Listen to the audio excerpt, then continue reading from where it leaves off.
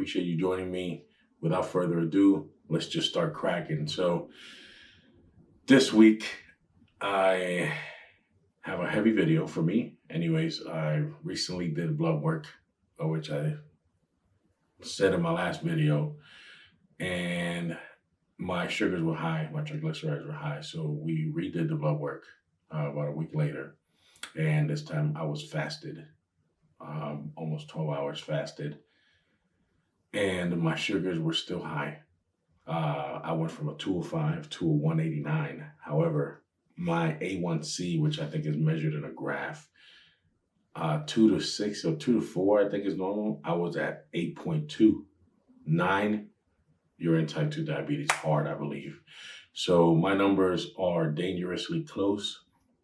However, my glucose is already in the range. My A1C is a milkshake away from me being diagnosed with type 2 diabetes. So I have to go back in 3 months and recheck my blood work and discuss it with my doctor. So when I saw those numbers, it just pinned me to the wall, and it was time for me to stop messing around and take my diet serious. So I want to say that it was really bad news, but I take it as it was just the motivation I needed. And I say this because, although it is weighty news, because what would have happened if I would have just continued to let that slide and not had taken the blood work or not even reached out for my yearly physical, which I haven't done. Pre-COVID, I believe, was my last physical. So, and I was in normal ranges then. So in just 4 short years, since 2019 was my last one, I went from normal range to type 2 in that range. So it is quite heavy, the burden on that one. And I say this because if I wouldn't have had these checked and found out now, and later something would have happened and would have found out then, let's say I got into an accident or maybe I got a cut that wouldn't heal, that's normal for diabetics, or even heart attack or anything, a stroke, my triglycerides were through the roof. I told you all that they were over 900. And, these numbers aren't something to play around with. They're not to be taken lightly, and I certainly am not. However, I'm glad I found out now, because since finding out my results, that I found out late afternoon, the following day, me and my wife were on the same page. We were like locked in. We can't play around any longer. And I am on a very strict diet now. The diet being no carbs. Well, outside of like whole foods, like some vegetables have carbs, I understand, but no starchy vegetables. No processed carbs, no processed grains, definitely no bagels or muffins, anything processed, I stay away from. And I thought it was going to be so hard for me to,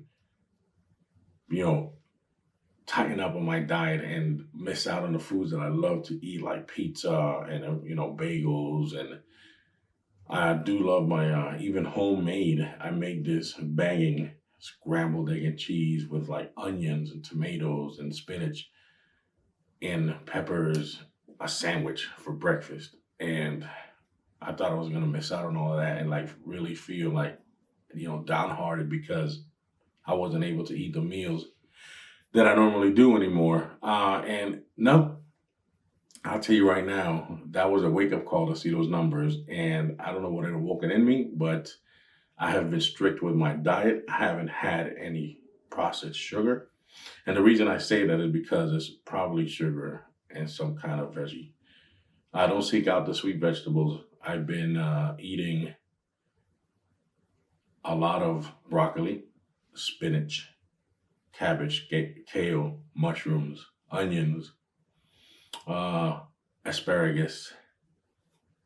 Also, I've been seasoning my own food, watching my salt intake, which I've been doing pretty good with that. I don't have high blood pressure, so that's one of the probably contributors to it, along with diabetes.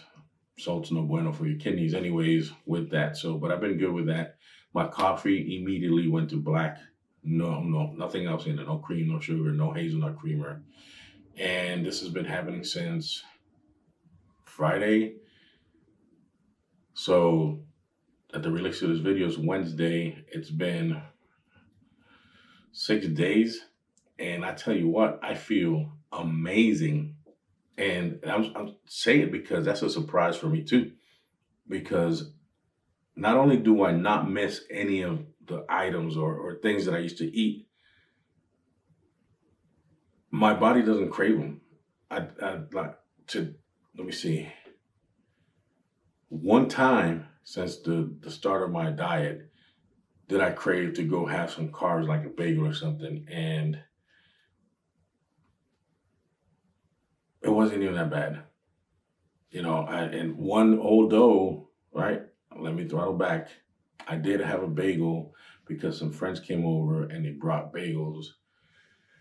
And I caved in to my weaker self in that moment, and I did indulge that morning. That was 3 days ago. And I even spoke with my wife after the fact that I didn't even need to eat it. I wasn't hungry. Friday I had pizza, which I did a short on it because that was one of the ways I stumbled. And I enjoyed that meal. However, Saturday, not only did I get on a strict diet, I said, you know what, I'm going to start intermittent fasting. I've been reading up on it. I did a little bit of research and kind of dabbled with it a few years back, but never really got serious with it. Since Saturday, so 5 days now, I've been, Saturday, Monday, Tuesday, today, Wednesday, so 4 days, because Sunday I had the bagels in the morning. But I've been eating one meal a day, and not OMAD, probably OMAD type deal. So what I do, let me just explain it. The night before, we eat dinner pretty early in my house. That's standard. By 5:30, we're done with dinner. So I start my fast then, and then I don't eat anything till lunchtime the next day, which I drink a protein shake. So I have protein in there, 2 scoops, some greens, and collagen.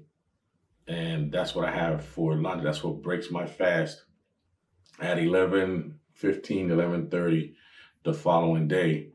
So I go 18 hours without eating. I do drink my black coffee in the morning, and I have 64 ounces of water before I even leave the house. That's 32 ounces as soon as I wake up, and then 32 ounces throughout my workout. Sorry, I don't know. Something fell in my eye. But so 64 ounces of water, so I'm hydrated. I drink my 20 ounces of coffee and in the morning, and then I don't eat anything or consume anything till 11:15, 11:30-ish. That's somewhere around there. And I tell you what, the first day I was kind of nervous, a little bit scared, but after that, it's been fantastic. I don't miss the meals. I've been doing it consistently now the past 3 days, and I feel great. To the point where if I miss dinner, it's not a big a deal. And that's huge for me because I love to eat. So learning that's a huge positive with the outcome of these numbers. And I believe that eating whole foods, because now, one of the meals, for example, I had ground chicken, and I put that in a crock pot. It was a pound of ground chicken, like 3 heads of broccoli. I put some spinach in there, a whole onion, probably 5 ounces of mushrooms. I don't know, one of those little containers. Sliced it, put it in there, and I seasoned it with vegetable broth, which we made here because we buy it's almost like a paste, concentrated vegetable broth, and water. And then I dumped a packet of Italian seasoning. And I tell you what, that's all I did. I let it run 3-4 hours, and it was magnificent. It tasted so good. and it had all the nutrients I needed because that's all I truly ate. I had the protein shake at lunch, and then for dinner I had that like around 5, and I was satiated. I didn't go hungry at night. I was able to go the next morning till lunch just fine, drinking my coffee, staying hydrated, and just focused on the work, and everything worked out well. So I'm looking forward to that. I know that by the time I go back in 3 months to see my doc, that my numbers will be in. I'm pretty confident that they'll be in the normal range because I am dead set and I have the support of my wife on this diet. And it's not even a diet. I might keep this because it is going so well that I don't see the reason for me to come off. Now, would there be a chance that I might eat at 2 p.m.? Sure. But I haven't done it yet. But my big takeaway from this is I don't need to eat 3, 4 times a day. I don't need to snack on anything. I don't miss sugar as bad as I thought I was gonna miss it. And I think that has to do a lot because I didn't really intake a lot of sugar beforehand. But I must have because my insulin, I was insulin resistant. I am insulin resistant, and my glucose was through the roof. So there's something going on. But I hope that with this eating habit, my changing in my eating habits, that everything will clear up. And I believe so because I work out like a horse, like a farm horse. I'm in that gym when it's time to work out, and we go to battle with the weights. And I do love it when my youngest or my oldest son join me. It's really nice to have them in there. But regardless, if they don't show up, I have me. My wife has been joining me, so that's great too. So the support system's there. The food, the menu has been tremendously upgraded. I'm following my fasting protocol fits me to the T because I'm not hungry. I don't miss sugar, and I'm motivated myself and focused. Probably because of the fear of what can happen. I have family history of diabetics, and I've seen the ill effects of that. I don't want any of that.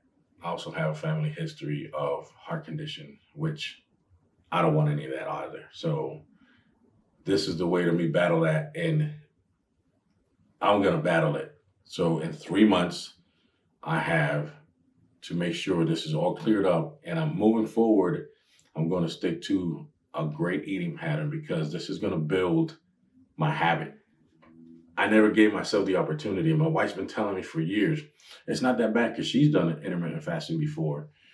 And she would say, hey, it's not that bad. You're not going to miss food like that. And I'm as stubborn as a mule when it comes to food. And I'm like, I have to eat.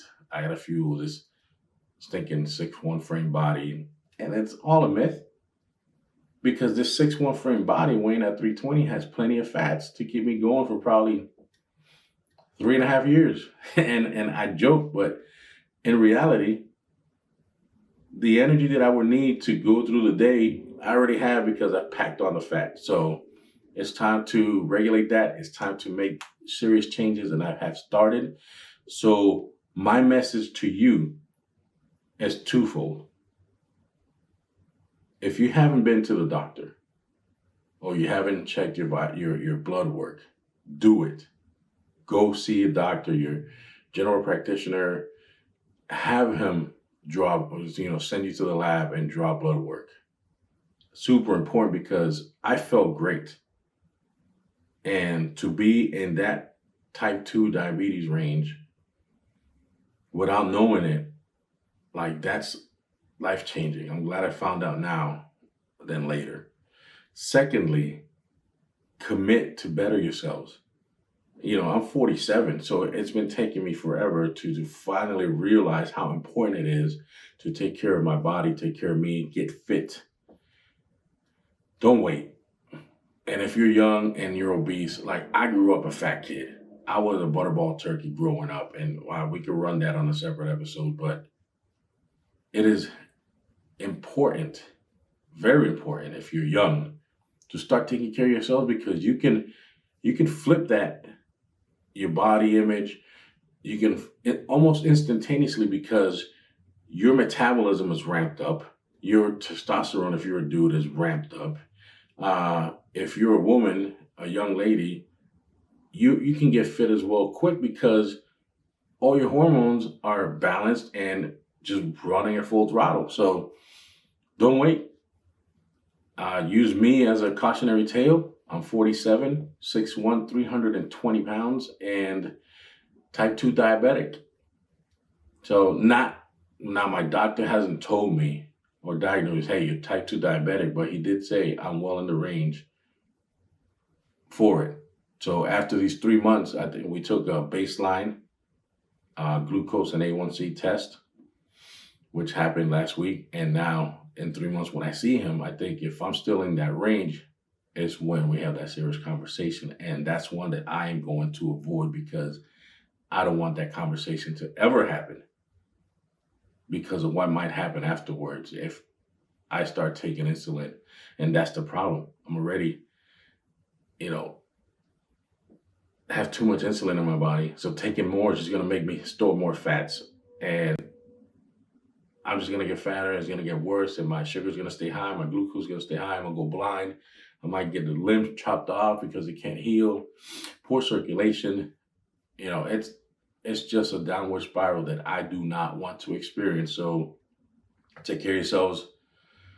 This is all I have for today. I had some notes, but I thought this was more important to bring out because not only is it important for me, these videos I'm making for me, but I'm also making these videos for my kids. I'm making these videos for you as a cautionary tale and also to hopefully educate you on to what to do and what not to do to better yourselves physically. So I hope you have some takeaways from me. If you do have takeaways from this video, drop them in the comments. If you got questions, leave them in the comments. Subscribe to the channel. People are watching it, and I get it. It's brand new. Nobody knows who Joksan is, but I'm going to bring it. And this is all a process of training, right? I'm training myself to be better in the camera, to be better with the mic. I'm training myself to be a better speaker, training myself to be a better presenter. And all this is to serve you. So take advantage of that. Let's grow together. If you are on a journey to lose weight, if you're on a journey to be a better human, if you're on a journey to be a better man, let's connect.